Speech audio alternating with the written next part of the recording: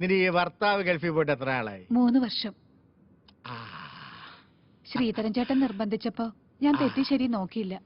ഇത്രയും നാള് മനസ്സിൽ വെച്ചിരുന്നത് ശമിപ്പിക്കണം, അത്രേ ഉദ്ദേശിച്ചുള്ളൂ. അത് പിന്നെ 4 ദിവസം നിന്നേ പറ്റൂ, എല്ലാം ഭദ്രമായിരിക്കുമെന്ന് ശ്രീധരൻ ചേട്ടൻ എന്നോട് പറഞ്ഞപ്പോ ചില ദിവസങ്ങളിൽ മടുപ്പ് അനുഭവിക്കുമ്പോ എന്റെ കൂട്ടുകാരിയുടെ വീട്ടിൽ പോയി നിൽക്കാറുണ്ട്. അങ്ങനെ ഒരു കള്ള എന്റെ ഭർത്താവിന്റെ അമ്മയോട് പറഞ്ഞു.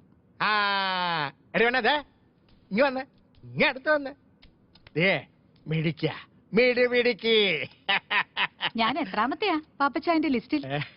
ഇതിന്റെയൊക്കെ ലിസ്റ്റ് ആരും നോക്കുന്നത്? കള്ളൻ. നീ അപ്പൊ പോയല്ലേ? അതെ, ഉച്ചയ്ക്ക് മുന്നേ വീട്ടിലെത്തണം, അല്ലെങ്കിൽ ഞാൻ പാപ്പച്ചായന്റെ കൂടെ വരേണ്ടി വരും.